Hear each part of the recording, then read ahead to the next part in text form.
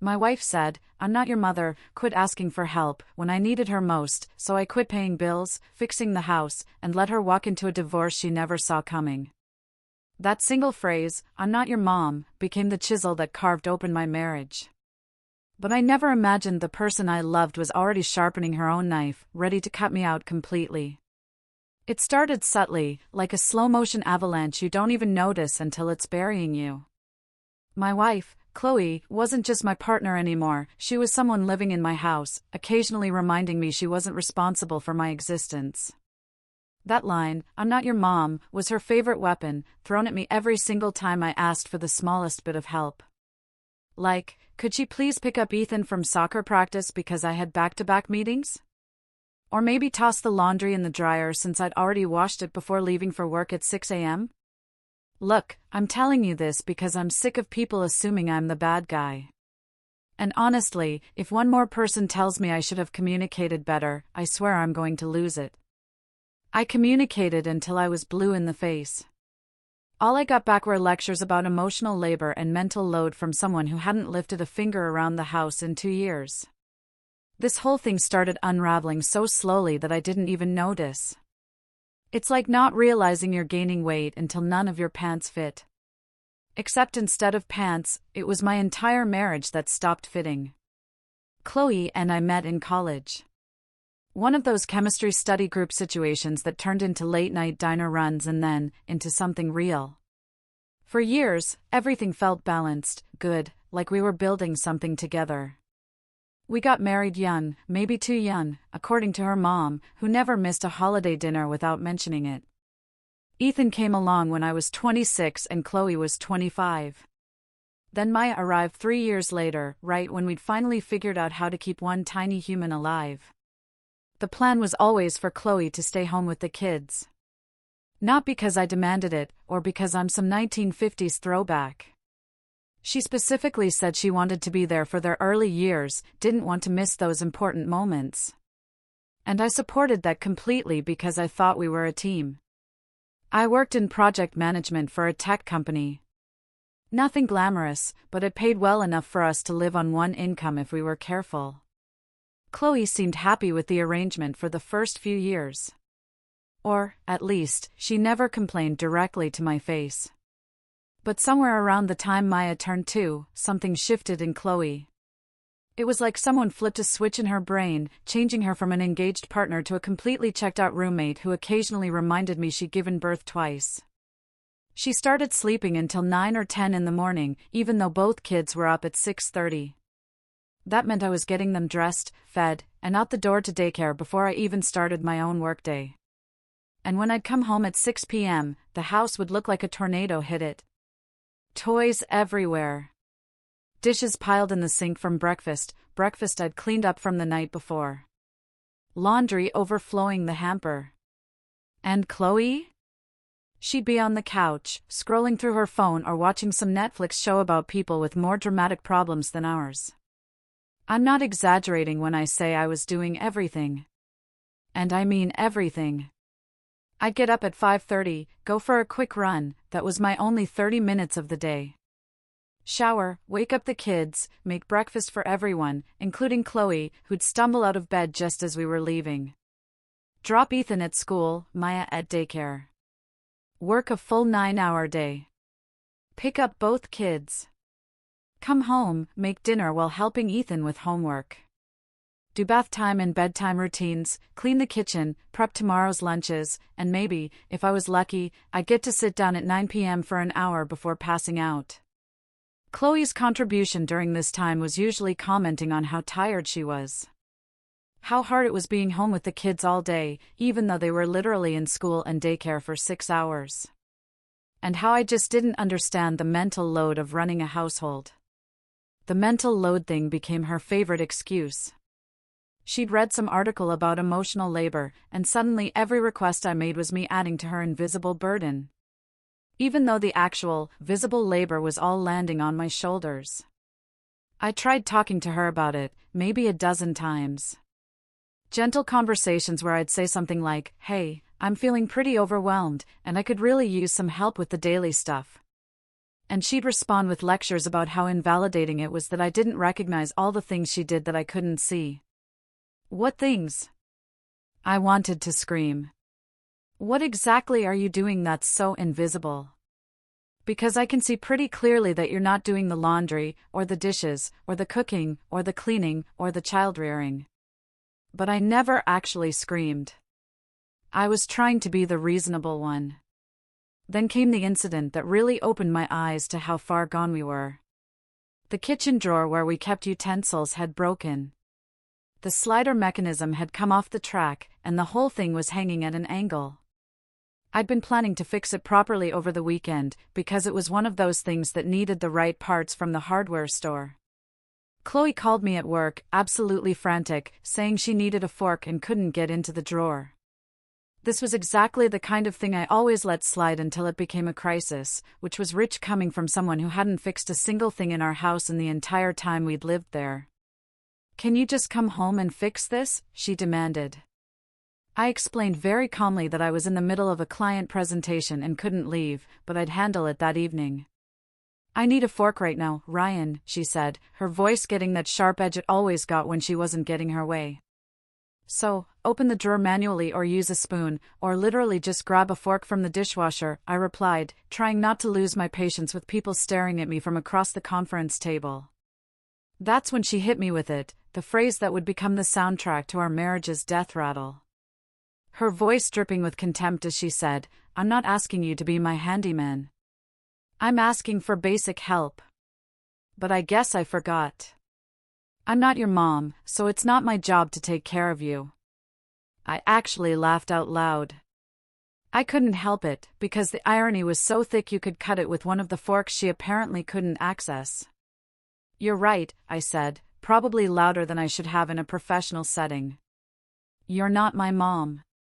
Which is great, because my mom actually helped my dad and didn't spend all day complaining about how hard it was to exist in a house someone else paid for. I hung up, finished my presentation somehow, and drove home that evening knowing something had fundamentally broken that we probably couldn't fix. The drawer was still hanging off the track when I got there. Chloe was locked in our bedroom, and both kids were sitting in front of the TV watching YouTube videos that were definitely not age-appropriate because nobody had bothered to supervise them. I did a quick temporary fix with duct tape just to make it functional. Made dinner, did the whole evening routine by myself while Chloe stayed in the bedroom doing God knows what. I lay in bed that night, staring at the ceiling, thinking about how I'd become the only parent in a two-parent household. That's when it hit me, truly hit me, that I wasn't in a partnership at all.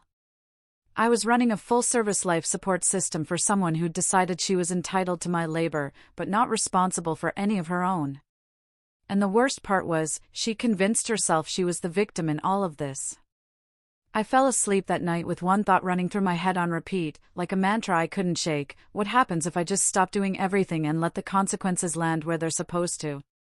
The next morning, I woke up and made a decision that probably should have come years earlier. I was done being the only adult in this house who gave a damn about keeping our lives from falling apart. I didn't announce it, didn't sit Chloe down for some dramatic conversation about how things were going to change.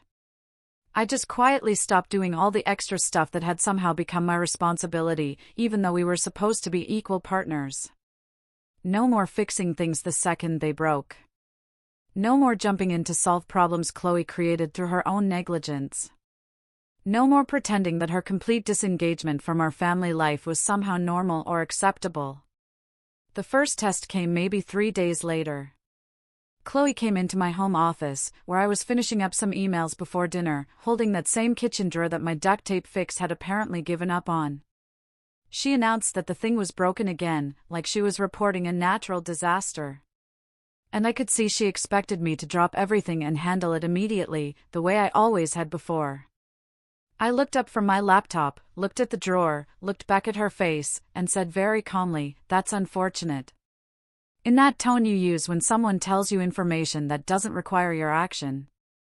She stood there for a solid 10 seconds, clearly waiting for me to elaborate or offer to fix it. And when I just went back to typing, she actually huffed out loud, like a teenager who'd been told no. She demanded to know if I was going to fix it, her voice getting shrill in that way that used to make me cave immediately because I hated conflict. I replied with a simple no without even looking up, my fingers still moving across the keyboard like this was the most normal conversation in the world. She practically shouted, asking why not, and I could feel her getting more agitated by the second because this wasn't following the script we'd been acting out for years. I stopped typing, leaned back in my chair, looked her dead in the eye, and said, "Because I'm not your dad, Chloe." With the exact same inflection she'd used on me dozens of times. And the look on her face was worth every uncomfortable second that followed.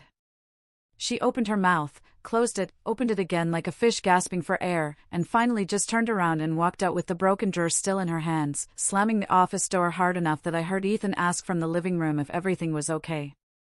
That became my new default response to everything. A polite declination, followed by her own words thrown back at her. Watching her try to process this role reversal was almost funny, except it was also deeply sad. Chloe had spent so long treating me like a combination of ATM, handyman, and personal assistant that she genuinely seemed confused when I stopped playing along. Like she couldn't compute that actions have consequences, and relationships require actual reciprocity. The house started falling apart in small ways, not catastrophically, but enough to be noticeable. Things I would have normally handled before they became problems just sat there, getting worse. The garage door opener died and stayed dead for 2 weeks because Chloe kept saying she'd call someone, but never did. So, she had to manually open it every time she needed to leave, which was maybe twice a week because she rarely went anywhere. One of the kitchen cabinet doors came completely off its hinges and just leaned against the wall for days while Chloe stepped around it, occasionally commenting to me that it was dangerous and someone should really do something about it. The lawn grew wild because the mower ran out of gas, and apparently filling it was beyond Chloe's capabilities, even though I'd shown her how to do it 3 separate times, and it literally involved unscrewing a cap and pouring. I kept the kids fed and clean and happy, kept my own work and responsibilities handled. But everything that fell into the category of household maintenance that Chloe should have been contributing to just didn't get done. And I watched with morbid curiosity to see how long it would take her to either step up or completely melt down. What I didn't expect was the financial weirdness that started showing up when I actually sat down and looked at our bank statements instead of just glancing at the balances. We had a joint checking account that my paychecks went into, and I'd always trusted Chloe to be reasonable about spending since she wasn't working and we'd agreed on a budget. But when I pulled 3 months of statements, I found hundreds of small transfers to her personal account that I'd never noticed before. $50 here, $80 there, sometimes $120. Never enough to trigger alarm bells, but adding up to almost $2,000 over the quarter. And every single transfer had vague descriptions like personal expenses or miscellaneous that told me exactly nothing. I started documenting everything, not because I was planning anything specific yet, but because some instinct told me I needed a paper trail of what our actual life looked like. I took photos of the house in its natural state. The mess that accumulated when I wasn't constantly cleaning, the evidence that Chloe wasn't doing the childcare she claimed was so exhausting. I screenshotted financial records, saved text message conversations where she'd refused to help with basic tasks, kept a log of who was actually parenting our kids versus who was just existing in the same building as them.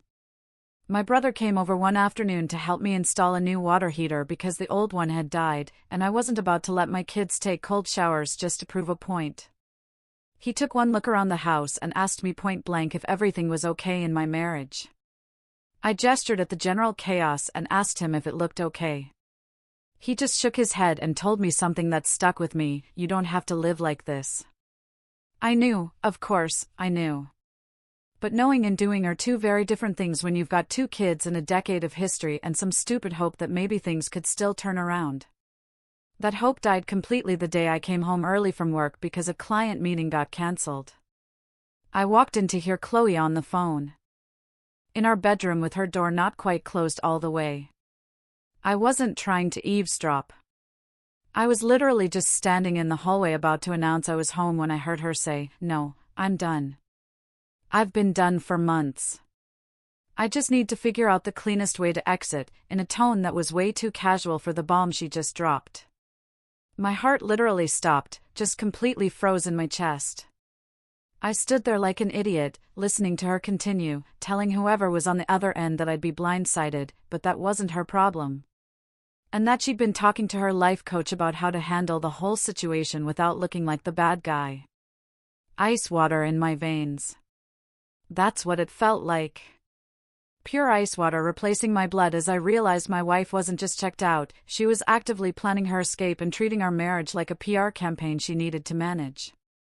I backed up quietly, went back outside, sat in my car in the driveway for 20 minutes trying to process what I just heard, and then pulled out my phone and searched for divorce attorneys in our area. I called the first one with good reviews, a woman named Sarah, who had a calm, no-nonsense voice. I laid out the basics of my situation in the parking lot of my own house because I couldn't risk Chloe overhearing. Sarah listened to everything. The weaponized incompetence, the financial shoddiness, the overheard conversation. Then she said something that changed everything. If you think she's planning something, you need to act like she's already executed it. And those words hit me like a freight train, because she was absolutely right. That night, I couldn't sleep. Just lay there next to Chloe in our bed, watching her breathe peacefully like she wasn't actively plotting to blow up our kids' lives. And I made my decision. She thought she was going to control this narrative. Thought she was going to exit on her terms and paint me as the villain who didn't appreciate her. But I'd been documenting everything, and I had the truth on my side. And if she wanted a clean exit, she was about to find out that clean doesn't mean easy. I spent the next 2 weeks moving in complete silence, meeting with Sarah 3 more times to go over strategy and documentation. She walked me through every single step like we were planning a military operation, which I guess in a way, we were. She told me to keep acting normal. Don't change my routine. Don't give Chloe any indication that I knew what she was planning. And definitely don't confront her, because that would just give her time to prepare her own counterattack. So, I played the role of oblivious husband for 14 days, making dinner and doing bedtime routines and pretending I didn't know my wife was planning to ambush me with some carefully crafted exit speech. And honestly, it was one of the hardest things I've ever done because every time she looked at me, I wanted to scream that I knew everything. Sarah advised me to open a separate bank account and be ready to move money the moment I filed. Not before, because any premature transfers could look bad in court. So, I had everything set up and waiting like a loaded gun. Then Chloe made her move. The timing was almost funny because she clearly thought she was being strategic about it. It was a Friday evening. The kids were at her parents' house for a sleepover that she'd arranged earlier in the week. And looking back, I should have known something was up because Chloe never voluntarily dealt with coordinating kid logistics. She'd made this whole production of cooking dinner for just the 2 of us, which should have been my first red flag, because Chloe hadn't cooked anything more complicated than toast in about 18 months. We sat down at the table with her mediocre pasta, and she had this weird, calm expression on her face, like she'd rehearsed this moment 100 times in the mirror.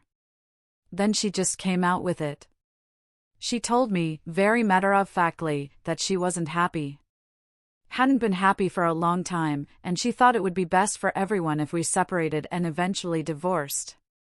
All delivered in this cold, corporate tone, like she was firing an underperforming employee.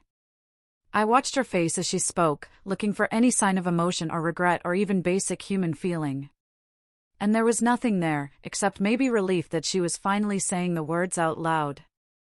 She kept talking, saying things about how we'd grown apart and wanted different things and how this didn't have to be ugly if we could just be adults about it. And I realized she was expecting me to fight back, to beg her to reconsider, to give her the dramatic scene she probably fantasized about where she got to be the reasonable one. Instead, I just nodded slowly, took a sip of water, and said, "Okay, if that's what you want." In the most neutral voice I could manage. And I swear the confusion that flashed across her face was priceless. She actually stammered, clearly thrown off by my lack of resistance, and asked if I understood what she was saying, like maybe I was too stupid to grasp that my marriage was ending. I told her very calmly that I understood perfectly. That if she wanted a divorce, then we'd get a divorce, and that I hoped we could handle it maturely for the kids' sake. Basically giving her exactly what she claimed to want while watching her try to process why this wasn't going according to her script. She recovered quickly though, that cold mask sliding back into place. And she started talking about logistics and how we'd divide things and how she'd probably keep the house since she was the primary caregiver. And I just kept nodding and agreeing in principle, while thinking about the process server who'd be knocking on our door in approximately 12 hours and the bank transfers I'd be executing at dawn. I slept on the couch that night, not because she asked me to, but because I couldn't stand being in the same bed with her. I lay there in the dark, listening to her move around upstairs and wondering if she was texting her life coach about how smoothly her big announcement had gone. Saturday morning came early for me. I was up at 6 a.m. and by 6:30, I'd executed the bank transfers Sarah had prepared, moving exactly half of our joint savings into my new account. And then I made coffee and waited. At exactly 9 a.m., there was a knock on the door. Chloe was still upstairs sleeping in, because why would today be any different? I answered it and took the envelope from the process server while she was still in her bathrobe. I went to the bottom of the staircase and called up that she had a visitor, my voice steady and calm like I was announcing a package delivery. And she came down, looking annoyed and disheveled, probably thinking it was a neighbor or someone selling something. The process server handed her the papers and explained very professionally that she was being served with divorce proceedings. And I watched her face cycle through emotions so fast, it was almost comical. Confusion melting into shock, melting into something that looked almost like betrayal, before finally landing on pure fury. She started to say something to the process server, her voice rising, but he just gave a polite nod and walked back to his car because his job was done and he'd clearly dealt with worse. Chloe spun around to face me, holding the papers in her shaking hands. The look she gave me was something I'd never seen before, like she couldn't quite believe I was real. She demanded to know what I'd done, her voice tight and controlled in that way that meant she was absolutely losing it internally. And I explained very calmly that I'd filed for divorce, just like she wanted. I just handled it first to make sure everything was processed fairly and legally. She started yelling then, really yelling, about how I'd ambushed her and how this wasn't how it was supposed to happen and how dare I do this without warning her first. And the irony was so thick I almost laughed, because apparently warning your spouse was only required when the request came from her side. I let her yell herself out while I sipped my coffee. Just standing there watching this person I'd spent a decade with completely fall apart over losing control of something she'd literally asked for less than 12 hours ago. Then I suggested very calmly that she should probably read through the documents, especially pages 3 through 7, because there was a lot of important information in there. That's when she actually sat down and started reading, and I watched her face go from red with anger to white as paper as she got to the section about asset protection and the temporary financial orders and the custody filing. She looked up at me with these wide eyes and asked in this small voice if I'd really frozen the accounts. And I explained that I'd secured our assets exactly as my attorney had advised. And yes, I'd filed for primary custody of Ethan and Maya because the documentation clearly showed who'd been doing the actual parenting for the past 2 years. She kept reading, getting paler with each page. And when she got to the exhibit section with all my photos and bank records and text message screenshots, something in her just broke. She started crying. These big, gasping sobs, but they weren't sad tears. They were angry tears, frustrated tears, the tears of someone who'd just realized they'd been playing checkers while I was playing chess. The next few weeks were absolutely brutal. Not because the legal process was complicated, but because Chloe completely lost her mind when she realized she couldn't control the story anymore. Her parents called me within 24 hours.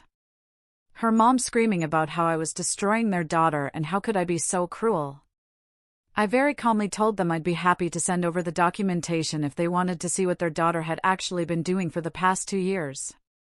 They went silent after that. No more calls, no more accusations, just radio silence that told me everything I needed to know about what they'd seen in those files. Her friends started backing away, too. The ones who'd been all supportive of her whole "my husband doesn't appreciate me" narrative suddenly got real quiet when they saw actual evidence of who was doing what in our marriage. Chloe tried coming back to the house multiple times during the separation period, always using the kids as an excuse, but really just wanted to talk about how we were throwing away 10 years over nothing, and how maybe we'd both overreacted and wasn't there some way to fix this. I told her the same thing every single time, that the marriage was over, that I'd given her years to be a partner, and she'd chosen not to be. And that I wasn't interested in fixing something she'd already decided to destroy. She just hadn't expected me to light the match first. The divorce finalized after 4 months, faster than I'd expected because Chloe eventually realized that fighting me wasn't going to get her anywhere when I had documentation for everything. I got primary custody, with her getting the kids every other weekend. She kept her car and her personal savings, and we split the house equity 50-50ths, which meant selling it and both of us moving into smaller places. Ethan and Maya adjusted better than I'd feared. Kids are resilient like that. And having a stable routine with one parent who was actually present turned out to be way better than living in a house with 2 parents where only one gave a damn. I'm not going to pretend everything is perfect now, or that I don't have moments where I wonder if I could have done something different earlier. But mostly, I just feel this overwhelming sense of relief, like I've been carrying a weight that was crushing me and someone finally let me put it down. Chloe's living her own life now, doing whatever it is she does with her life coach and her yoga classes and her personal journey or whatever she's calling it these days. And honestly, I don't think about her much except when she's late picking up the kids or forgets to send back Maya's inhaler. The thing that keeps running through my head, the one thought that sums up this whole mess better than anything else I could say, is pretty simple. I didn't quit the marriage. I just finally woke up and realized I'd been in it alone for years. And the only person who was surprised when I stopped carrying both of us was the one who'd forgotten how to walk on her own. What would you have done in my shoes?